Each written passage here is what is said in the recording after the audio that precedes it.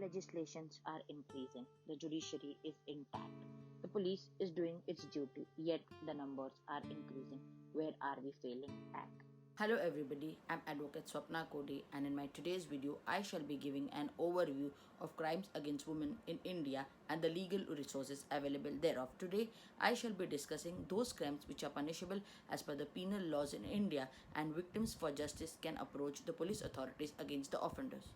The National Crime Records Bureau, in their report in the year 2018, has raised a concern with the numbers of increasing crimes against women, especially the gender specific crime. Gender specific crimes mean that crimes which are specially targeted to a particular gender. In India, it is seen that women are victim of a lot more gender specific crimes. Women have been granted equal rights under the Constitution of India, and the government from time to time has enacted various legislation for protection of women. Yet it is seen from the year 2015 there is a rapid increase in gender specific crimes against women. Crime against women are broadly classified into two parts. Firstly, the ones which are punishable as per the Indian Penal Code, and secondly, the crimes which are punishable specifically under statutes which are enacted for crimes against women. Let us first begin with crimes punishable under Indian Penal Code. The most heinous crime as per the Indian Penal Code is the crime of rape. As per section 375 of the Indian Penal Code, a man is said to commit rape on a woman if he forcefully has sexual intercourse with her against her will, without her consent. Thirdly, with her consent when her consent has been obtained by putting her or any person whom she is interested in the fear of death or hurt. Fourthly, with her consent when the man knows that he is not her husband and that her consent is given because she believes that he is another man to whom she is or believes herself to be lawfully married. Fifthly, with her consent when at the time of giving such consent by reason of unsoundness of mind or intoxication or the administration by him or personally or through any other stupefying or unwholesome substance, she is unable to understand the nature and the consequences of that to which she gives consent. Sixthly, with or without a consent when she is under the age of 18. And seventhly, when she is unable to communicate her consent. The punishment for rape is that whenever, whoever, or any man who commits rape shall be punished with rigorous imprisonment for a description of a term which shall not be less than 10 years and which may extend to life imprisonment, and also shall be liable to fine. When a police officer or a public servant or a member of the armed forces or a relative or a teacher or a guardian of the victim or any other person as mentioned in section 376(2) commits rape on a woman, he shall be punished with a rigorous term for a term which shall not be less than 10 years but which may extend to imprisonment of life, in which the imprisonment of life shall mean up to the end of his natural life, and also shall be liable to pay fine to the victim. Section 376A deals with punishment for causing death or resulting in persistent vegetative state of the victim. It states that whoever commits an offence punishable under section 1 or subsection 2 of section 376 and in course of such acts inflicts injuries on the victims which causes death of the victim or causes the victim to be in persistent vegetative state shall be punished with a rigorous imprisonment for a term which shall not be less than 20 years but which may extend to imprisonment for life, which shall mean the imprisonment for the remainder of the person's natural death, or shall also be punishable with death imprisonment in the rarest of rare case. Section 376D deals with gang rape, where a woman is raped by one or more persons constituting a group or acting in furtherance of common intention.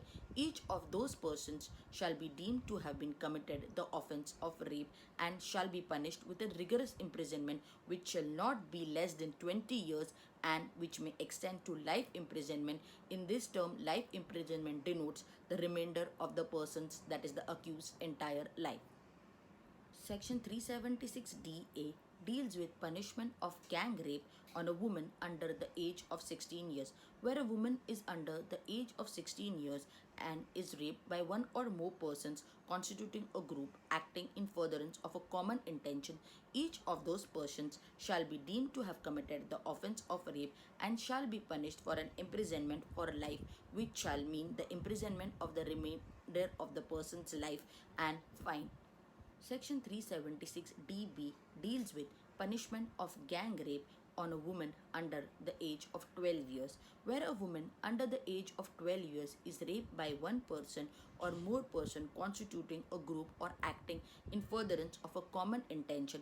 Each of those persons shall be deemed to have been committed the offense of rape and shall be punished with an imprisonment of life along with fine, and the imprisonment herein shall mean the remainder of the person's natural life, or the person may also be directed to be punished by a death penalty. The next is offense under section 366 of the Indian Penal Code. It states that kidnapping, abducting or inducing any woman to compel her marriage, etc. It states that whoever kidnaps or abducts any woman with an intent that she may be compelled or knowing it to be likely that she will be compelled to marry any person against her will, or that she may be forced or seduced to have illegal intercourse, or knowing it to be likely that she will be forced or seduced for illicit intercourse, such a person shall be punished with an imprisonment or either description for a term which may extend to 10 years and shall also be liable to fine. The next is an offense under section 366B, which is importation of a girl from foreign countries. It reads that whoever imports any girl from a foreign country that is a territory outside India, any girl under the age of 21 years with an intent that she may be or knowing that she is likely to be forced or seduced to illicit intercourse with any person or any other person shall be punishable with an imprisonment which shall extend to 10 years and also shall be liable for fine. The next is an offense of dowry death under section 304B of the Indian Penal Code. It reads as where the death of a woman is caused by any burns or bodily injuries or occurs otherwise than under normal circumstances within 7 years of her marriage, and it is shown that soon before her marriage she was subjected to cruelty and harassment by her husband or any relative of her husband for any connection or any demand of dowry, such death shall be called as dowry death, and such an husband or relative shall be deemed to have caused the death, and the offence shall be punishable for an imprisonment for a term which shall not be less than 7 years or which may extend to life. The next section of offences are offences under section 354 of the Indian Penal Code, and they deal with assault or criminal force on a woman with an intent to outrage her modesty. Whoever assaults or uses criminal force on a woman intending to outrage or knowing that his act is likely to outrage the modesty of a woman, such an act shall be punished for a description of a term which shall not be less than 1 year and which may extend it to 5 years and also shall be liable to fine. The next is section 354A. Section 354A deals with sexual harassment and punishment for sexual harassment. A man committing any of the following acts: physical contact and advances involving unwelcome and explicit sexual overtures, or demanding a request for sexual favors, or showing pornographic images to a woman against her will, or making sexually colored remarks, shall be guilty of the offense of sexual harassment. Any person who commits an offense as specified in 1, 2 and 3 shall be punished with an rigorous imprisonment for a term which shall extend to 3 years or fine, or with both.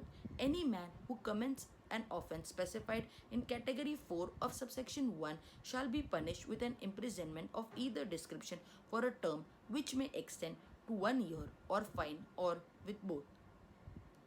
The next is section 354B. It deals with assault or use of criminal force to a woman with an intent to disrobe. It reads as any man who assaults or uses criminal force to a woman or abets such an act with an intention of disrobing or compelling her to be naked shall be punished with an imprisonment or either description of the term, which shall not be less than 3 years but which may extend to 7 years, and also shall be liable for fine. Section 354(c) deals with voyeurism. It states that any man who watches or captures the image of a woman engaged in a private act in circumstances where she would have usually have the exception of not being observed either by the perpetrator or any other person at the behest of the perpetrator, or disseminates such image, shall be punished on first conviction with an imprisonment which shall be not less than 1 year or which may extend to 3 years, and also shall be liable for a fine, and shall be punished on the second subsequent conviction with an imprisonment of either description for a term which shall not be less than 3 years, which may extend to 7 years, and also shall be liable for fine. The next is the offense of stalking. It is defined under section 354(d).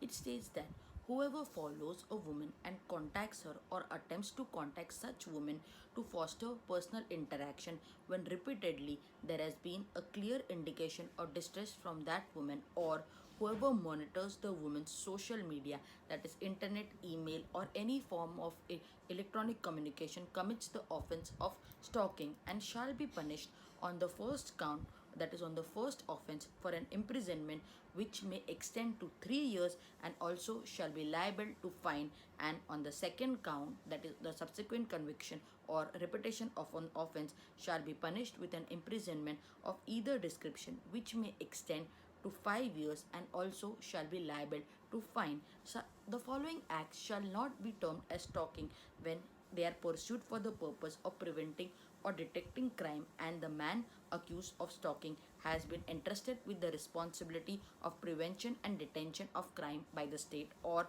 it was pursued under the law, or to comply with any condition or requirement imposed by any person under any law, or in particular circumstances such conducts are reasonable and justified, and these acts shall not be termed as stalking. The next is an offense under section 509 of the Indian Penal Code. It deals with words, gestures, or acts intending to insult the modesty of a woman. It states that whoever intending to insult the modesty of any woman utters any words, makes any sounds or gestures, or exhibits any object intending that such words shall be heard by the woman, or such gestures or the object shall be seen by the woman and intrude upon the privacy of the woman, such an offense shall be punished up by a simple imprisonment for a term which may extend to 3 years, and also with fine.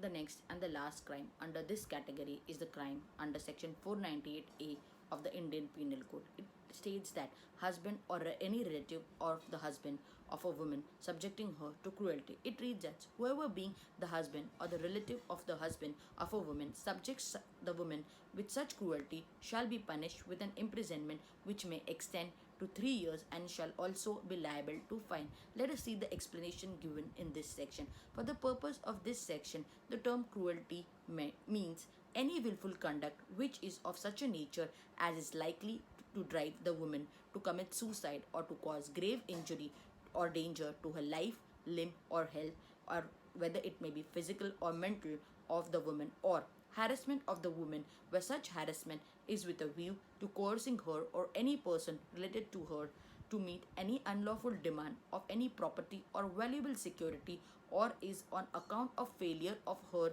or any person related to her meet such demand. The crimes under section 498A are widely seen, but it is seen that only 12% of such crimes are reported, and hence the conviction rate under section 498A is low due to the non-reporting of the crime. Any cruelty committed by the husband or the relative of the husband on a woman is termed to be an offense under section 498A, but needs urgent attention as it needs to be reported immediately. Now let's see our next section, that is crimes under other statutes, specifically dealing with crimes under women. The first is dowry.